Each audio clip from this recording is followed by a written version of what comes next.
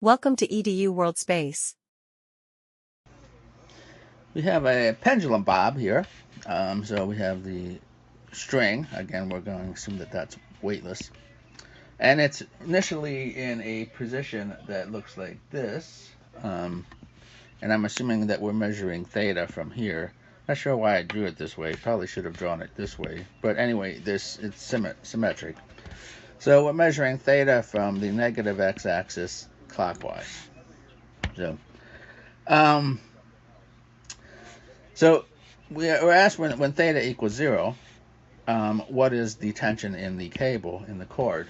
Well, that is, we draw a free body diagram of the bob in that position, and we can see that we have the weight here, and that's causing we have acceleration in the, let's see here, we should actually maybe put that in, an acceleration in the vertical direction, because remember the acceleration always has to be tangent to the cord.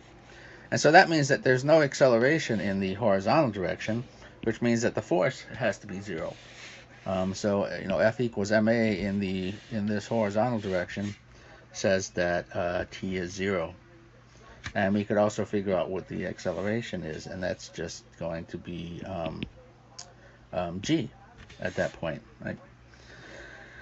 So we can then they ask us for what do they ask us for? What is the tension, and also the instant the bob reaches the tension when the bob reaches 45 degrees. Okay, so down here, or we could have said down here. Either way, it's going to have the same tension.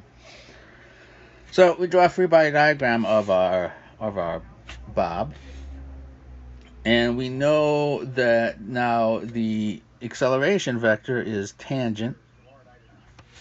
The velocity vector is tangent to this point.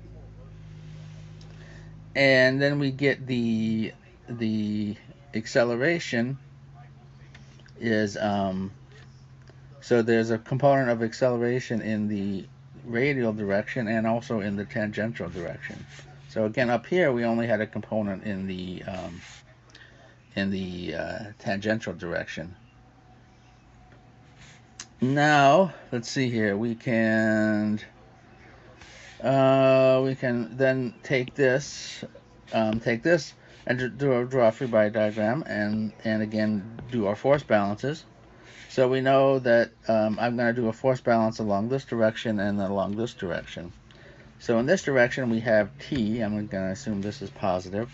And then we have a component of W here, the weight, in that direction. That's this, but it's in the opposite direction as T. That equals the mass times the acceleration, the radial acceleration at that point. And the radial acceleration is the mass times is the centripetal acceleration, v theta squared over r. And in the tangential direction here, we have the tangential component of the weight, and that equals the mass times the acceleration in the tangential direction. Now we have what we don't know is we don't know this, so we need to figure out what this velocity is, and so that is the total velocity of the particle, of the bob. And so we can, because there's no velocity in this direction, and so we can use conservation of energy to figure that out. So we know that if we measure energy as our datum from up here, we've lost some potential energy and we've gained some kinetic energy, and that has to be 0 since we had the velocity at this point was 0. So we have, and I guess we're told that, again, I guess I should actually make sure that we actually write this down, that the velocity, let's see here, velocity is 0 here. Okay, so that's it's released from rest. So we had 0 energy here since we use this as our potential energy datum. So that the potential energy plus the kinetic energy has to be 0 at all points on this path.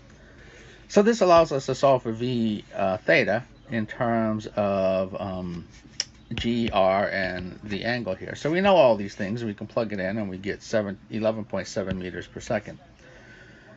We could also just take this equation. Okay, we can solve here for t.